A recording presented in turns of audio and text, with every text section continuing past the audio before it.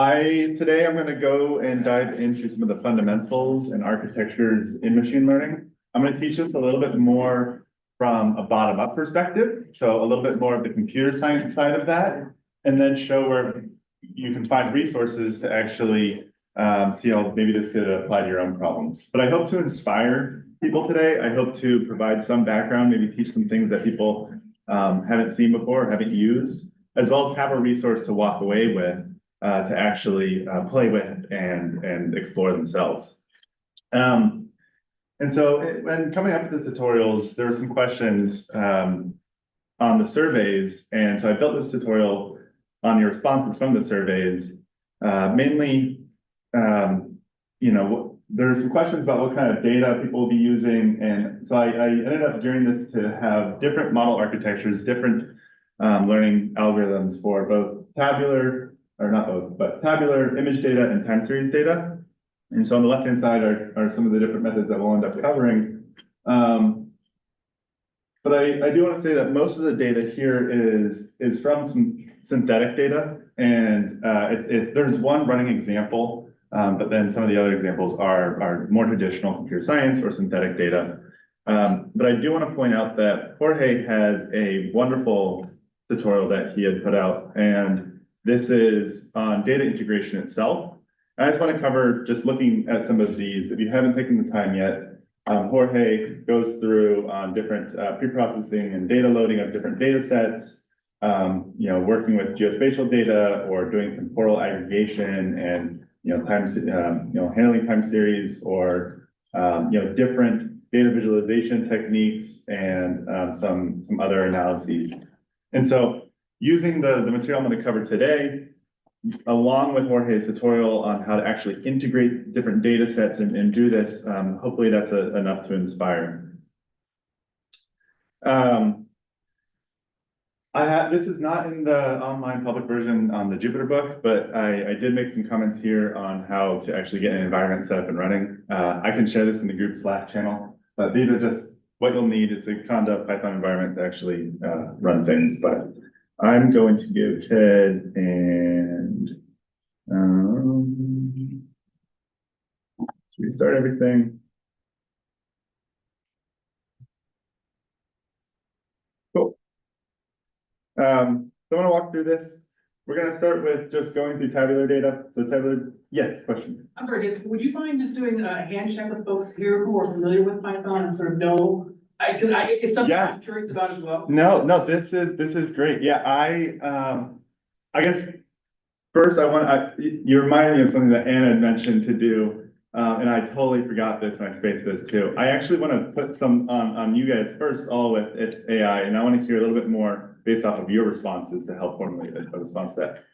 If everybody could maybe just take a few minutes and chat with the people next to you, whether you've met them before or not.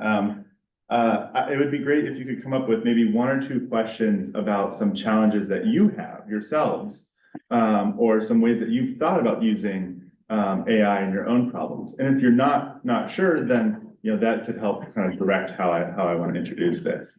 But if maybe right now, if you all can just take a couple minutes, chat. Yeah. Do you think in that time you could add the environment information to the Slack? Sure. Thank you. Yeah. Yeah. So just take a few minutes and just discuss among your peers and see kind of what questions do you have about AI generally now.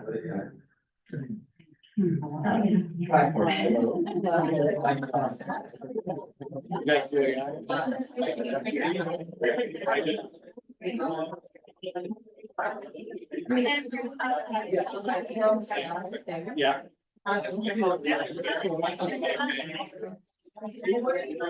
What has been experienced today?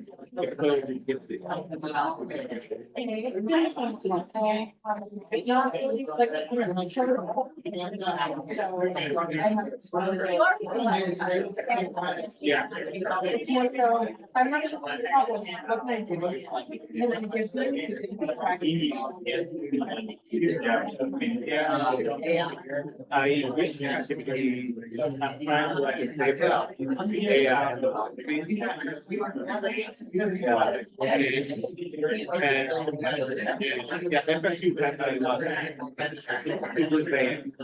so,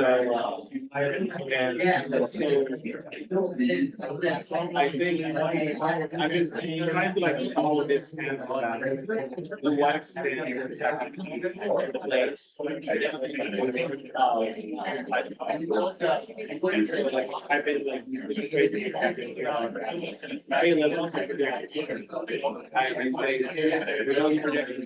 given data.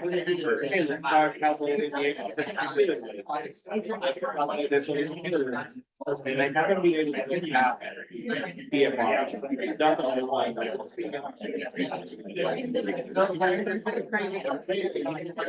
Human data, I got the data. But no, just calculating a simple BMR, it doesn't go right. Yeah, like it just got me a so I don't know how I can figure it out.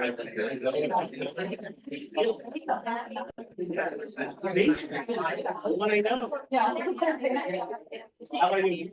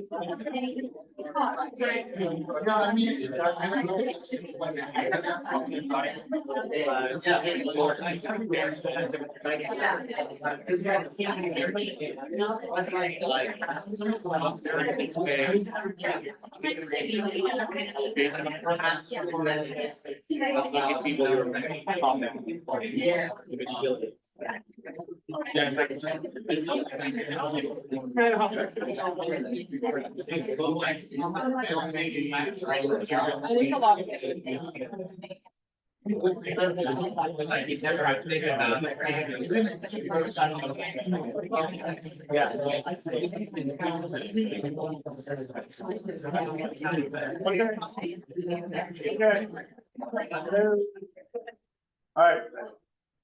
This was a very lively discussion. I loved it. What a beautiful.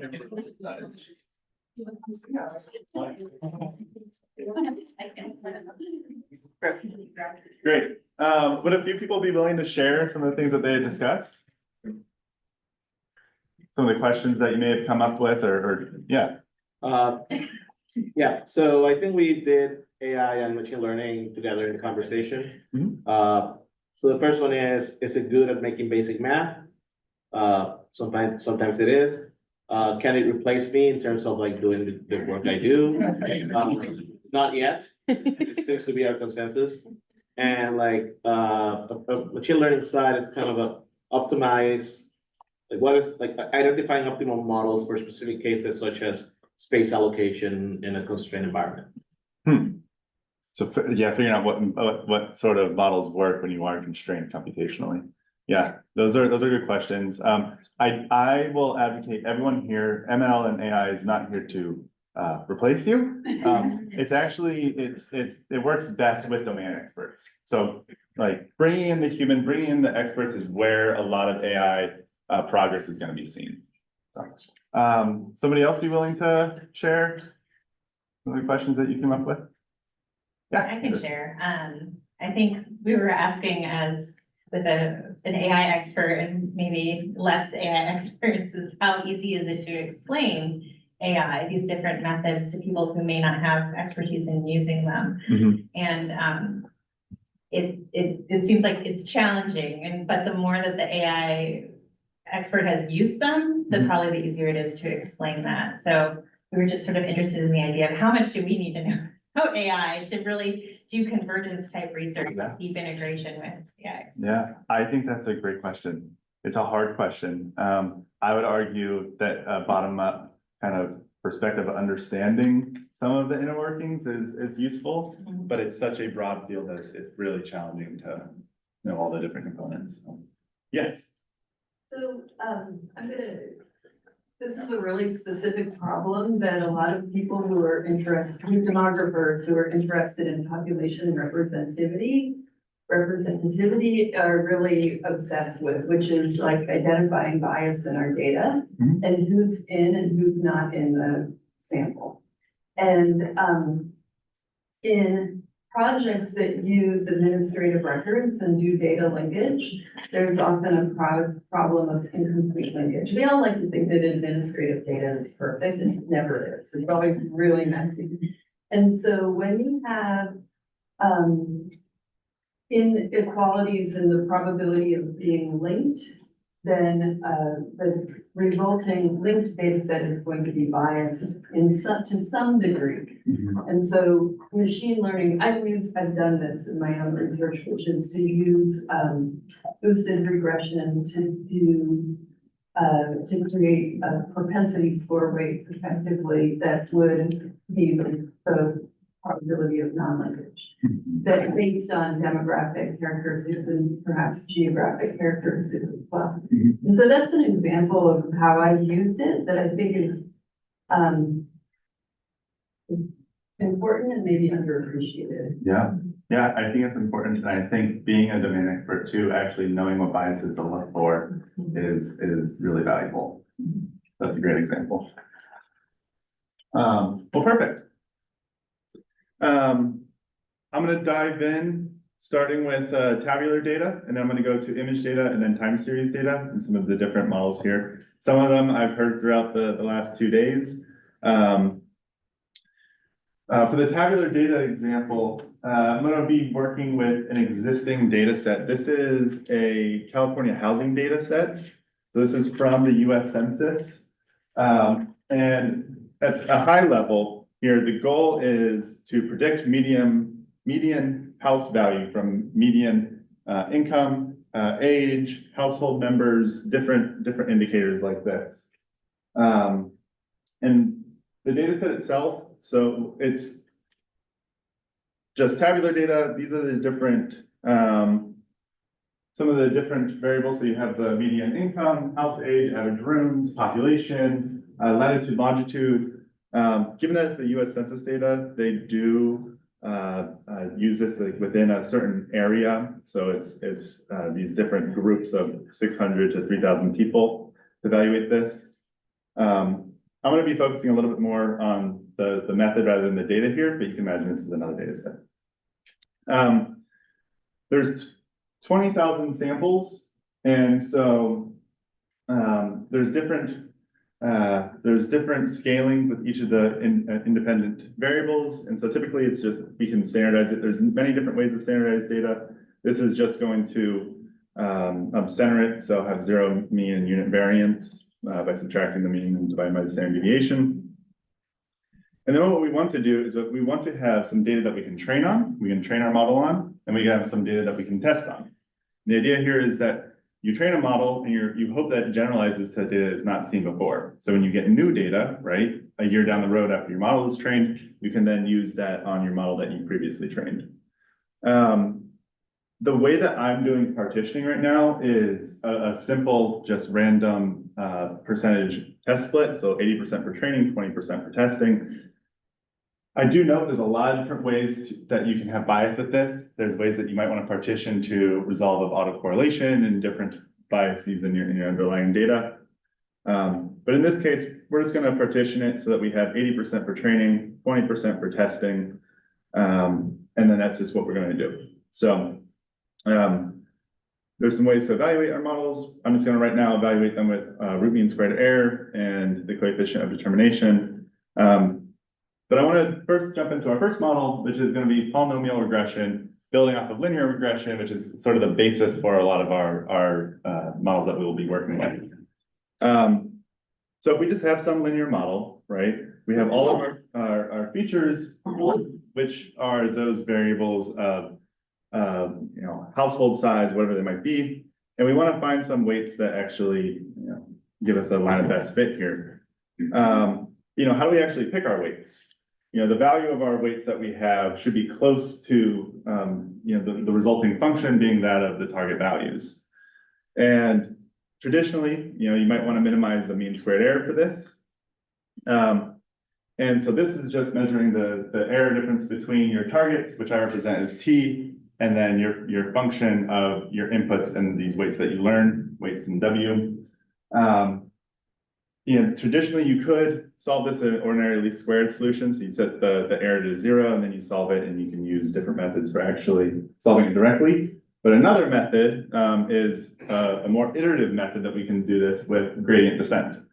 So many of you probably have seen some of this, maybe not. But the idea is that if we have some error function, in this case, it's our mean squared error, we want to minimize this by taking some step, you know, infinitesimally, like, yeah, small step in the direction that's going to minimize our error, right?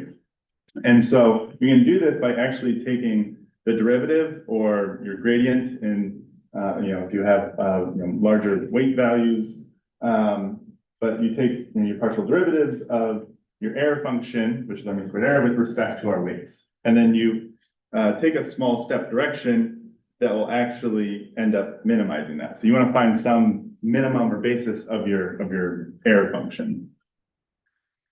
So in our case, right, we're just taking the derivative of our error function with respect to our weights. And then, you know, using the fact that the sum, the derivative of the sum is the sum of the derivatives, we can rearrange some things, and then we can just apply our chain rule so that we can end up bringing out that x. And then now we have a nice little formulation where we can substitute that derivative into our weight updates.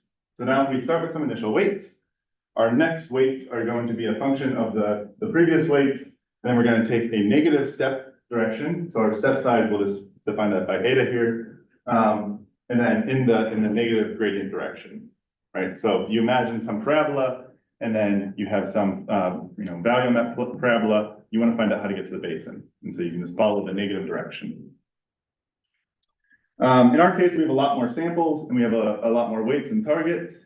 And so just converting it into matrix notation is quite, you know, pretty similar.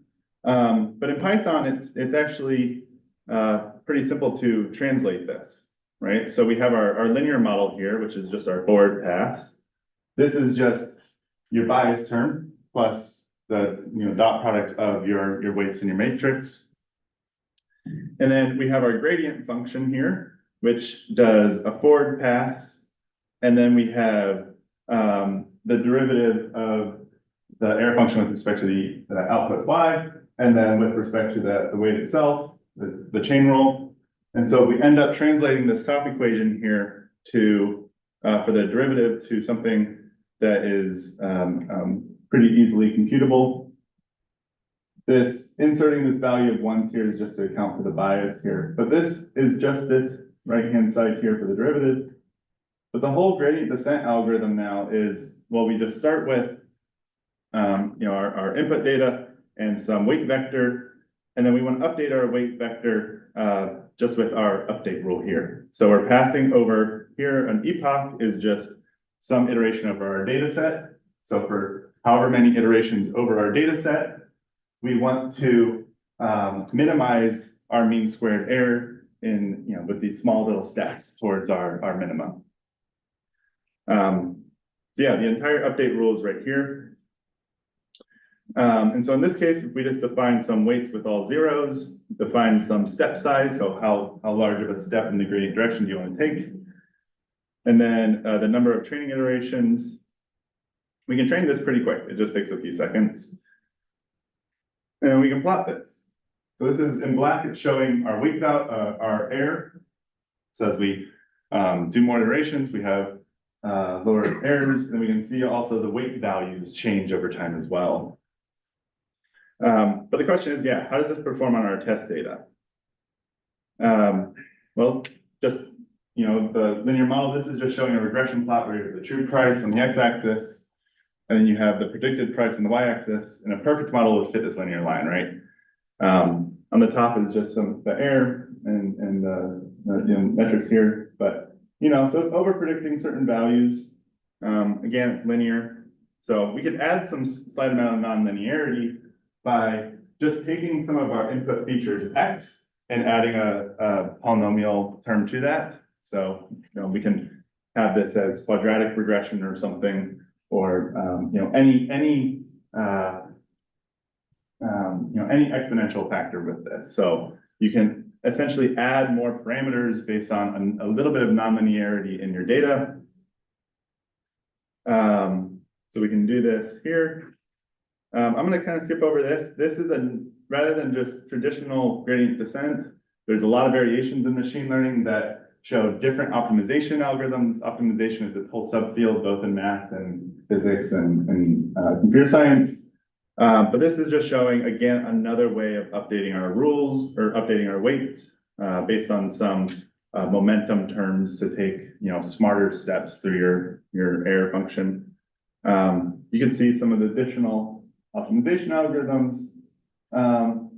But again, learning this, now we have a lot more features to learn. We can evaluate how well the model performs compared to just a linear model. So that's just the basis for a lot of machine learning is gradient descent. And so I just wanted to walk through that because as we get into neural networks, we will show how we translate what we learned from linear models and gradient descent into a neural network and what a neural network is actually learning. But before then, some of the other examples that we have talked about the past 2 days that people have worked with is a random forest. So a random forest, instead of just having, you know, one model making a prediction, you could have a collection of different models. And these different models just use different like threshold rules, if you will. So that when you have a new sample, you end up having these different trees that might overfit to certain samples, but collectively you can actually aggregate it and then have a prediction made from a collection of these trees. I referenced some additional materials there's a lot of material on random forests and decision trees. And so I reference those as well if you want to actually see, but they're nice because the rules themselves are pretty straightforward, but they get kind of complex and you have a lot of trees because it's kind of difficult to see what's actually being learned. But I'm just getting the training and the test data again. And then in scikit-learn, which I imported at the very top, we can just train a random forest regressor and play around with the number of trees. So in this case, we're training 200 trees that have some maximum depth. And again, you know, a sample might go into a tree. There's some rules like if is it less than or greater than this value, then, you know, follow this path or follow this path. And but we can train that pretty simply. And then similarly, we can use that to predict on our data. And the nice thing is that there's a lot of different, I didn't want to go too deep into XAI methods. There's a lot of different things in XAI that carry between different methods and also are specific to certain architectures. Permutation importance is something that is pretty common among different architectures. The idea is, you know, how does our model actually perform when we keep all of our features constant and we might perturb one feature? Like let's say this is household size, right? We just change that around. How does that affect the output of the model? And this can give some idea of how important a feature is. Of course, there's some biases there, but you know, like in this case, we're predicting the median household size, household income. Median income. Maybe I didn't partition that right there, but I want to double check the data. Yeah, median house value predicting the median house value from like their income and stuff like that. So in this case, the median house values, this is saying that the income that the houses are making is most relevant here. So permutation importance is one way to explain a model. It's not just for random forests either. Gradient boosting, as we heard earlier as well, is another tree-like method. This one is based off of gradient descent, and optimizing with gradient descent. The idea here is that you train these decision trees, but each decision tree is, so like this one would be trained with using some simpler rules, for example. And then for training the next decision tree, it's actually trained to fit the residuals for the error between the output of the previous model. So you're learning how to fit the residuals, and each new tree weighs the input samples differently so that you can kind of figure out, oh, what samples have the most error and the most, difficult actually fitting them and modeling them. And decision trees are another use for that. So again, in scikit-learn, we can train a decision tree. I also reference some of the original papers, and then the link that I wrote above for the random forest also has some stuff for the gradient boosting regressors as well. But this one takes just a little bit longer to train. Again, I'm not comparing methods here. A lot of the time it's figuring out, well, which one is both easy to run on your own model and your own data sets, which one might perform better. Just because people are using gradient boosting trees doesn't mean it's necessarily right for your problem. You can maybe get better solutions with other models. In your previous figure, you had something called weak classifiers and strong classifiers. Like in this one. In this figure? Yeah. Under decision trees, yeah. Yeah, so if, let's say you're training one decision tree here, this would, let's say, fit your, it might overfit on some samples, or it might not be fit all the way until convergence. But the idea here is that this is a weak classifier over the entire data set, but together, you bring them all together and you have an ensemble, and then their predictions lead to a stronger classifier. Thanks.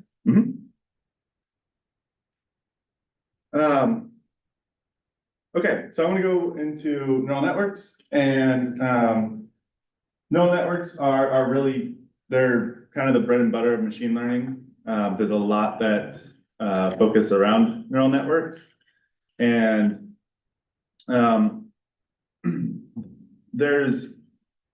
it's not just for tabular data, it's not just for regression tasks. I want to show how we can use neural networks for classification, how we can use neural networks as well for images, and then for tabular data or for time series data as well.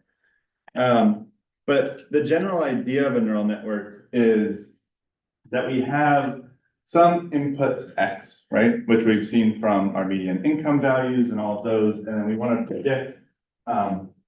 predict something the same way as a linear regression model, right? In this case, we could have n different input features, we could have k different outputs. In our case, we just have k equals 1 output for the median household value, or house value. And the goal is that we want to learn this function transformation from our input to our output, right? And so you see this connection between all these different units in blue within these hidden layers here. So we have our input, we have our hidden layers, and we have our output layer. Every input here goes to every single one of these hidden units, right? And you might be asking, okay, well, what is a single hidden unit doing? What is a layer here, right? We have our input, this is just our features going in, and it's going to all these blue circles, and then we want an output value in red.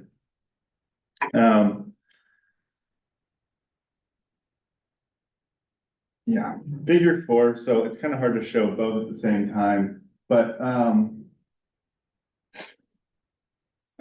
maybe some of them. The steps here kind of define what a single unit is doing here. So what we do in a single unit is we actually gather all the inputs from the previous unit.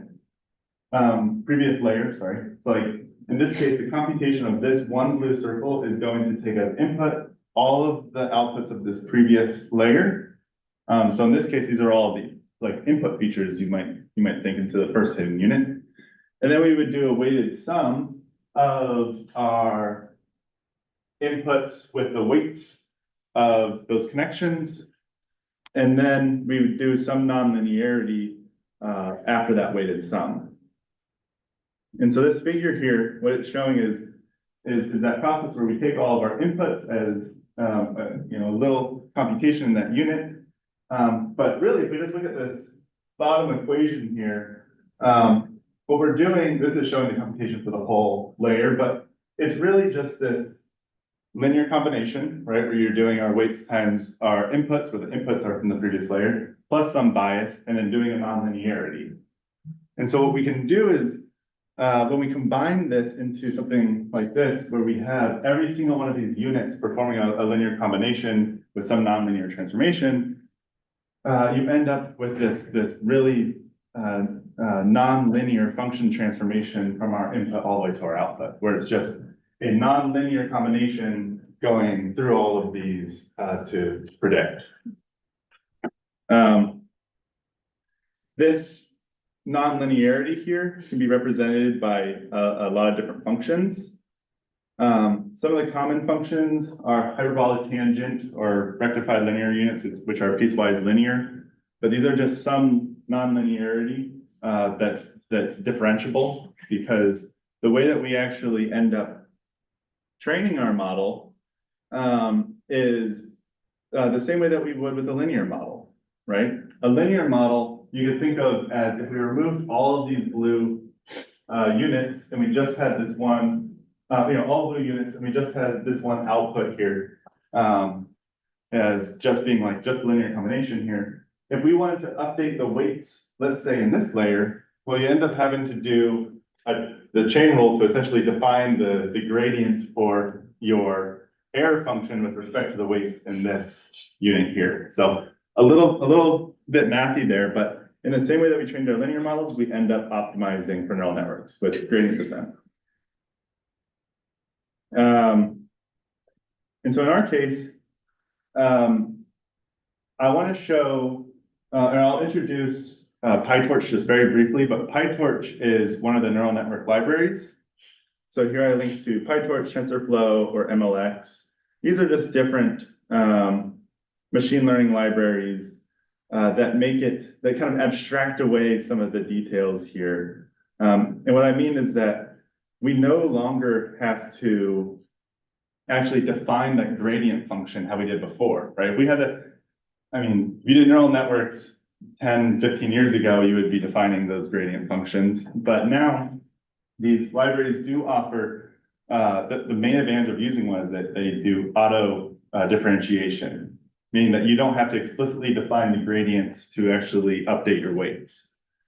And so all you have to do is define your forward paths, right? Define your linear model with some nonlinearities and in different parts, a part of that. So this class that I provide here is a way that we can define the number of input features that we have, the number of hidden layers and units we might have, and then the number of outputs that we might have, as well as the activation function.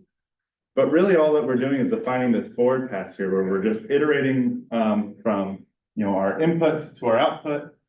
And then PyTorch is actually responsible for building this computation graph and actually defining the gradients. But this is why you'd want to use PyTorch or TensorFlow. PyTorch has additional things that you can actually get into the weeds with it, and so it's nicer for research, in my opinion. Cool. So in this case, what we can do is we can define a network just to test with, where we have 10 inputs. We have 2 hidden layers, the first one with 20 units and the second one with 10 units. And then the number of outputs. So like in this case, we have 5 different things that we want to predict, and the activation function. but how about we actually train our network? So similarly to above, we want to do that gradient update where we loop through our data, we actually update our weights. And so in PyTorch, I added this class here, which just takes your model, so your model definition, your optimization, your optimizer, and then your loss function.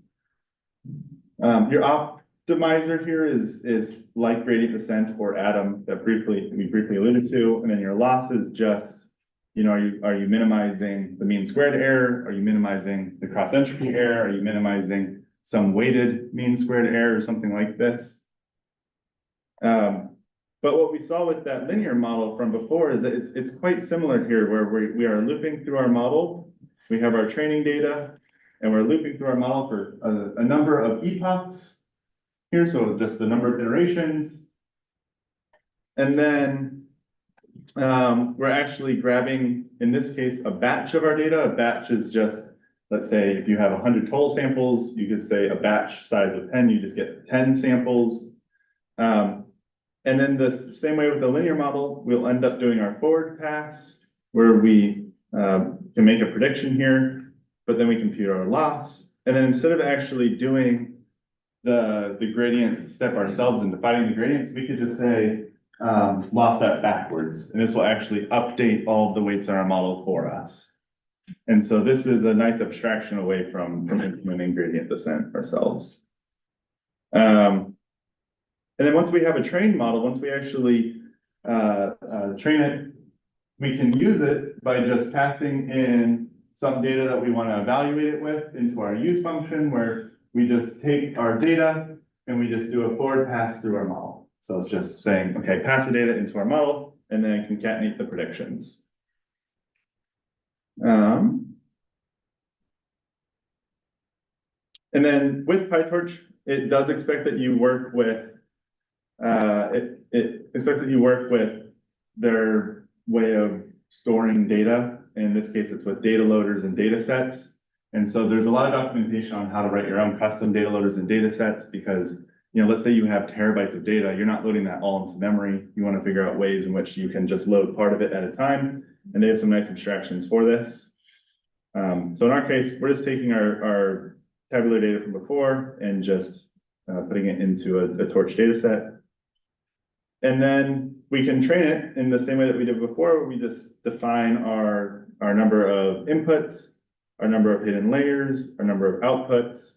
In this case, we have like 8 input features. We have 1 output feature, and then training our model, similar to how we did with linear regression, where we define our step size, you know, how big of a gradient do we want to take, the number of training iterations, our loss function that we're optimizing for, in this case, the mean squared error, and then our optimizer. So this trains pretty quick. The neural network class has an option to train it on a GPU as well. In this case, I'm just training it on the CPU of my laptop. If we were to see the learning curves here, so this is showing that as we train our model, we're minimizing the mean squared error. And so this is the actual loss of both the training and the validation, right? So we're optimizing on the training data, but we can see how it generalizes to new data. In this case, what we see is that the train loss is it's not diverging from the validation loss, which would suggest that it's potentially overfitting, but it's it seems to work well. And then we can use our network and then just plot the evaluations. The 2 classes I gave to define a neural network and to train it is pretty powerful, because now we can set this up with different data sets, different problems. It doesn't just have to be regression, it can also be classification. And so for classification, you know, let's say, so I'm going to move to a different example where we're modeling synthetic data. Instead of actually minimizing something to for like the mean squared error, in this case, we want to optimize for the probability of some class or something representative of the data given a data sample. So it's like, okay, does this data sample belong to this class or this class? And so just some synthetic data that we're making here is, well, we have two input features, X1, X0 and X1. Where does a point belong to a certain class? So it's like, does, this circle belong to this purple class? If you were in this different region, where would it belong to? So this is just showing, a pretty complex problem, because there's some unknown functions of how certain points might belong to certain classes. But you can imagine this as you might have some data that's really nonlinear from different data sources and then combining it to, different classes of, age or the temperature, like different, like hurricane classification or something like that. Like, if it's a Cat 1, Cat 2 hurricane. As before, we can define our model. The only difference here is that we have to define the number of classes that we're optimizing, or the number of outputs for our layer, our network, and then also the loss function that we're optimizing. So in this case, it's the cross entropy as opposed to mean squared error. And this trains pretty quick as well. But what we can see that's pretty neat is over training, as we do as we actually update our weights, we can look at in this case, I'm showing the likelihood, which is a proxy of accuracy, if you will, but it's just derived from the loss itself. And so we can see the likelihood of our data increasing as we iterate over our data. And then these are the decision regions that the network actually ends up learning. So it ends up learning this nonlinear decision boundary for our data samples. So. Yeah. When I went through your tutorial the other day, this is where I was, and I'm not a machine learning expert at all. Not that impressed because there are some clear boundaries in the ground truth data. Mm-hmm. And he's populating a bunch of data that does not exist in reality. So is there ways to kind of constrain a bit the space, because we ideally would not want to have those empty space being populated by.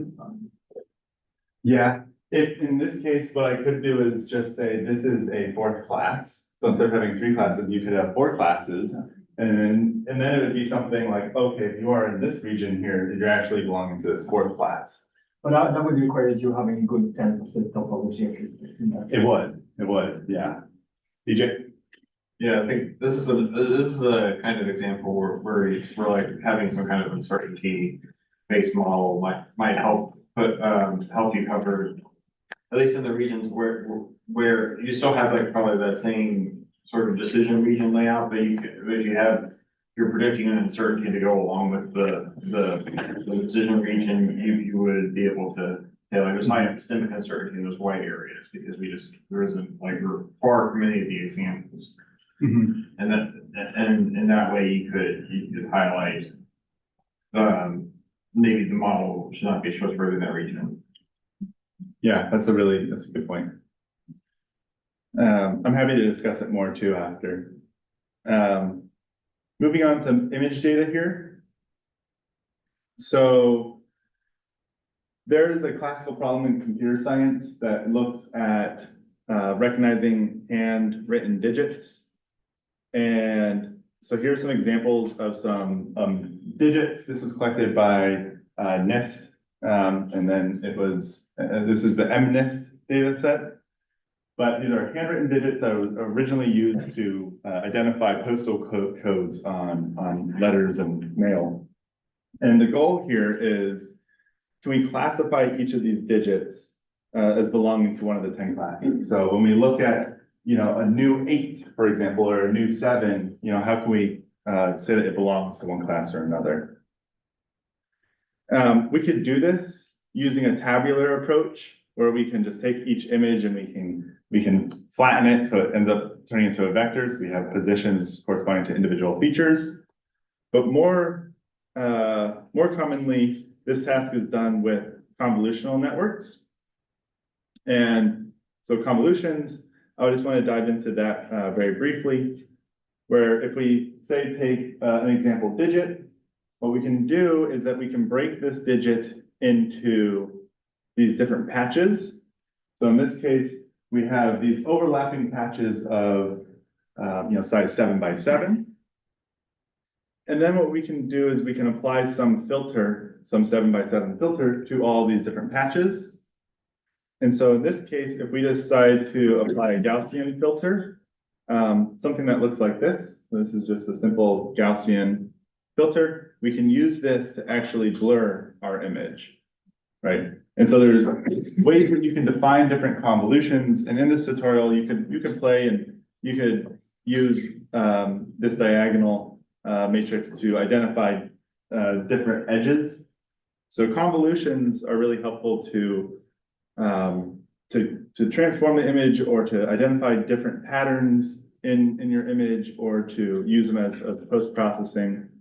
But the Gaussian filter applied as a convolution where you're just applying the 7 by 7 filter to each one of these different patches here, and then you end up with, like a blurred image. But what if we decide to use, let's say, the edge detection here, rather than a Gaussian, if we just show that really quick.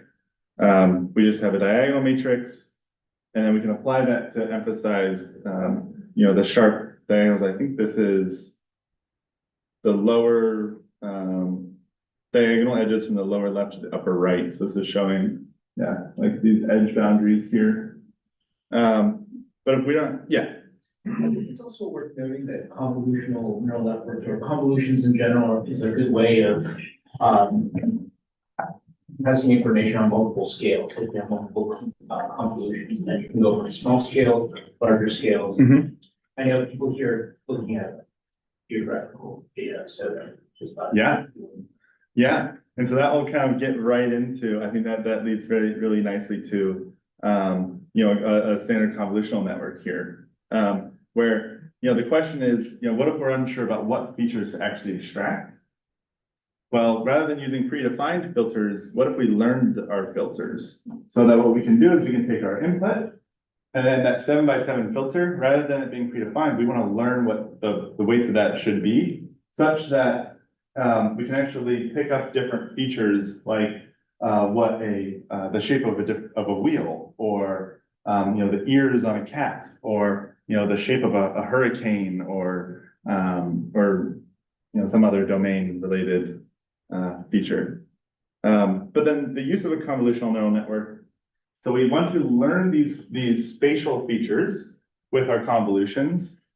And then we want to use those features to then do classification, like car, truck, van, bike, whatever it might be. In our case, it's the digits. But there's a CNN class here where we can define the number of inputs, the number of convolutional layers, hidden layers, and the number of outputs. And so in this case, this is just showing that it runs okay. And then if we go to the data, I'm going a little bit fast over these parts just because of time, but the convolutional network that we're using to classify handwritten digits are, it's a convolutional network with 2 convolutional layers, where you have, in the first layer, you have 16 of these trainable parameters, or these trainable filters. And then the second layer, it takes as input the convolved features to then go into the next layer. And so in our case, we can actually look at what those filters are, the same way that we looked at the Gaussian filter, the diagonal one for edge learning. And we see that the model ended up learning some, in this case, they're 3 by 3 filters, which are not very interpretable. It's really difficult to actually look at the filters that are learned by a neural network and know what they actually correspond to. There's some interesting studies to interpret these, but it's a difficult task. But what we can do is we can actually use our convolutional network by just passing it in with our test data here. So we're just using our test data that it was not trained on. And what we can see is that we get 98% accuracy on actually classifying our digits. And so this is just a confusion matrix that shows on the diagonal, the number of correctly predicted, images, and then you have the true and the predicted. So in this case, you could see that like the letter 2, or number 2 is often misclassified as an 8. Or the number 9 is often misclassified as a 7. Right? And this might make sense if we ask, what do some of these misclassified samples look like? So in this case, we're showing the T is the ground truth target and the Y is the prediction. This is labeled in the ground truth as a 0, but it could also be a 6. And so it's the models, it has a hard time actually classifying some of these digits. And it's hard for me also as a person to classify them too. So,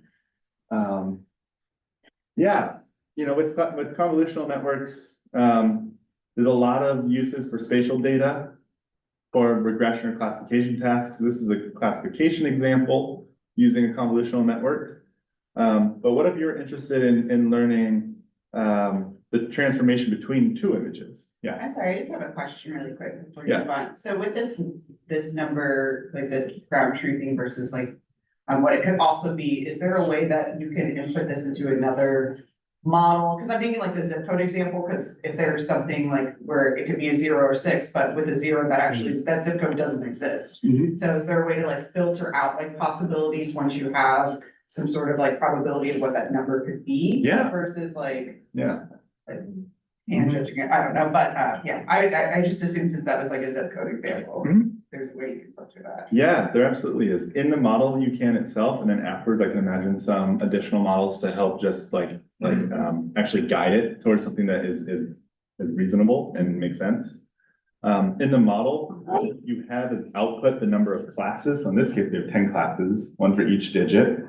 And then you have essentially the probability as output that it belongs to a certain class, right? Well, if you discard the first probability, and you look at some of the second and third and fourth probabilities, you can kind of get an idea of, this is often like top K accuracy. So if you do like top 3 accuracy would be the 3 most likely targets, and if it falls within that, like if I were to look at the model, the actual output probabilities would probably be, this is most likely a 6, but then it could also be a 0, but it probably is not very likely to be a 4. Okay, that's.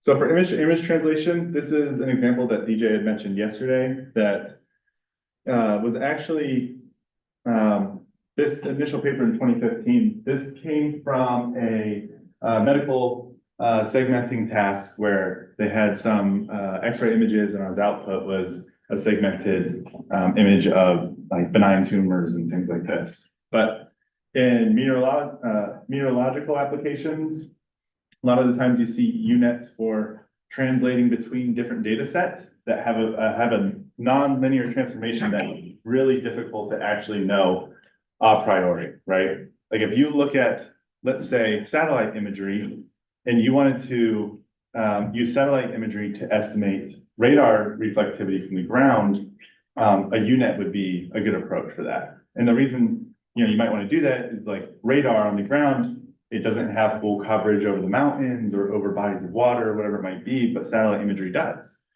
So you can actually use this transformation here to hopefully learn some of those things. But as input to a unit is an image, and as output is another image. It doesn't have to be a segmented, class representation. It can be two different data sets that might be related. But the architecture itself is just, it performs convolutions, it downsamples the image, and then does more convolutions, downsamples more convolutions, and then it ends up doing the inverse of that and doing like the inverse convolution or convolutional transform to go back up.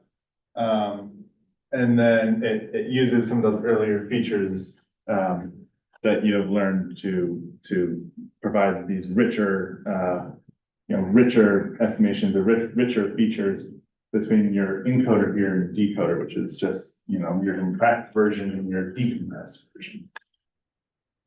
So in this, we have an example, we have a unit definition where we have the number of input channels that we might have. This might be the number of satellite bands as output here. This might be the, radar, like it might just be one. The depth of your convolution, so how deep are we actually going into compressing it and then scaling it back up, as well as our activation functions and such. But in this case, what I wanted to show this on, because I don't want to download additional data, is actually, what if we have as input here is just this top row, and as output, we want to estimate this bottom row. Right, this is a sort of segmentation class task, where we have, in this case, we just have half a digit and we want to fill out the rest of the digit, right? And we want to train it on the examples that we do have, but we want this to generalize to things that we don't see. So like, let's say, you have all the postcards in the world and they all get cut in half by accident and you want to actually, predict what it might be. There's, in this case, the red line is just showed for visual, that center line is not there.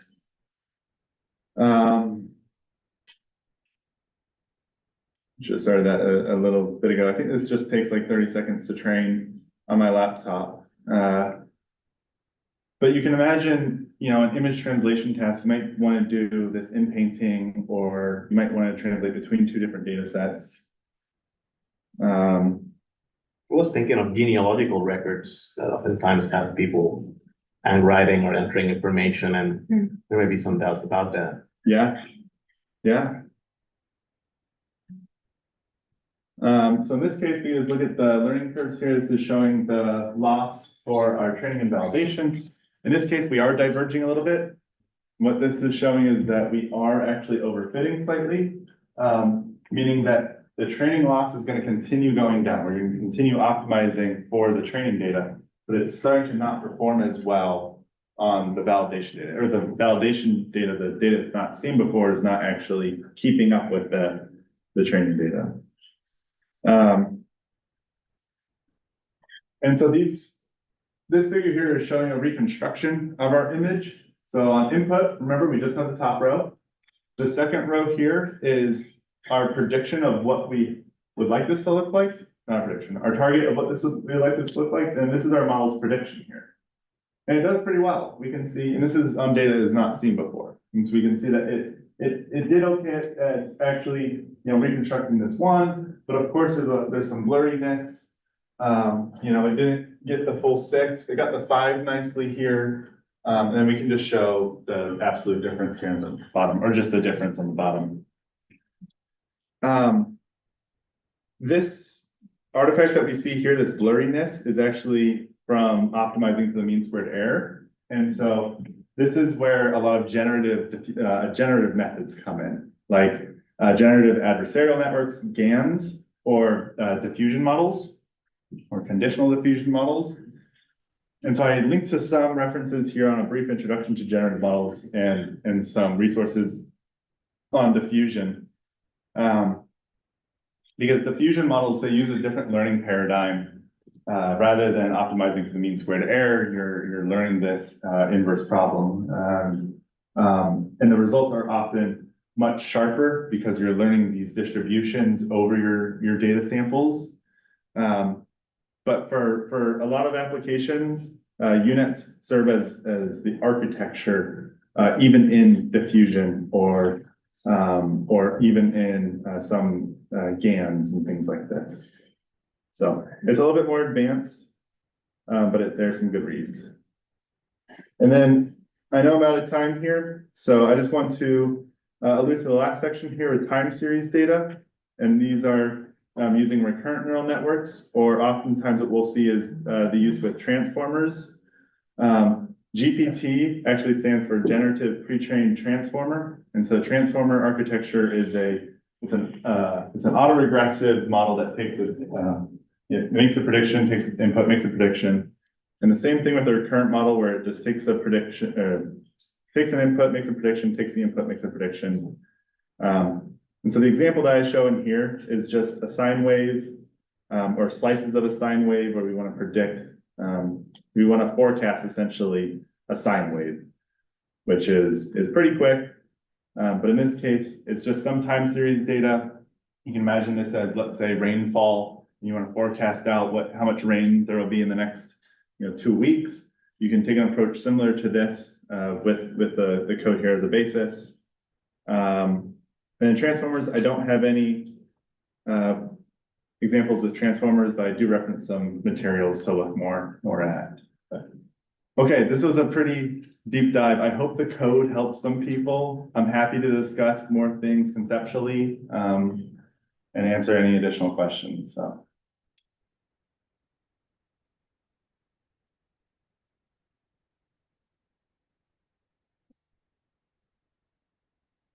Yeah.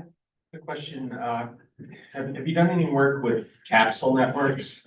And then can you talk about strengths and weaknesses? Yeah, I've read a bit about capsule networks. This is Jeffrey Hinton's idea. Capsule networks is like a fully connected neural network, like we showed here, but the difference is that they use as each unit essentially is a vector. So you end up learning like a vector representation or a vector output constrained to a certain unit to hopefully learn different concepts. I haven't seen much work recently that leverage capsule networks. I think it's an interesting idea, but I don't know the strengths and weaknesses. Thank you. Mm-hmm. Yes. So, and again, it's commodity with NIA. So I do a bit of Bayesian modeling, and there you have a lot of questions when you build your model. So what to specification for different variable, what the hierarchy is, what's the priors, and yeah. So there's a lot of questions. When I see it, sometimes in machine learning example, people just take one tool out of the box and it's applying maybe now it's programs, deep learning, and that's there. So to what extent when you have your problem, you apply your machine learning method, do you try different algorithms and see how best they perform? What is active? How much people with different libraries? Yeah, so this more of to what extent this matters, right? Do you see different problems that themselves better to some other methods, again, boosting versus neural network? I think it's a big open question of what architecture to actually use, right? What model do you actually want to use?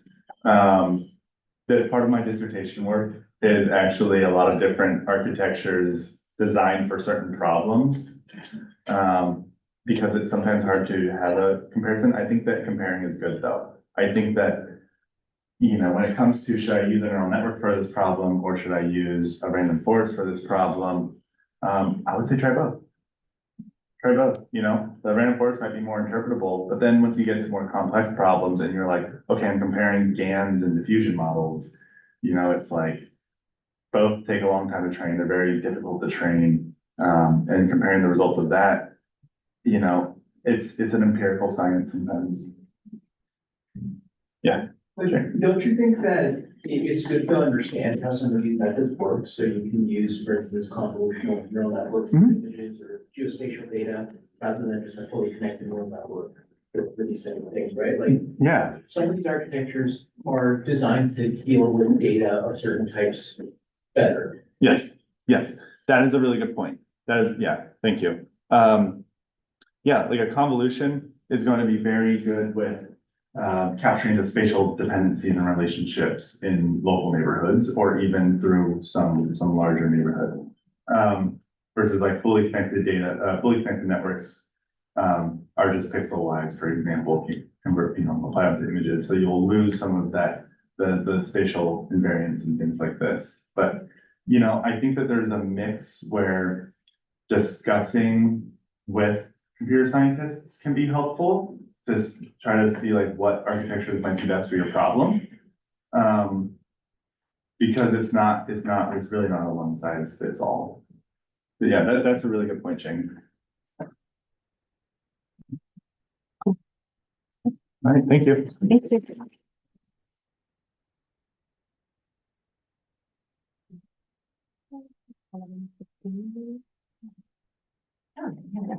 Yeah, we just. All right, but we'll reconvene at 11:15. So take a few minutes to break and then we'll be back here for the data integration.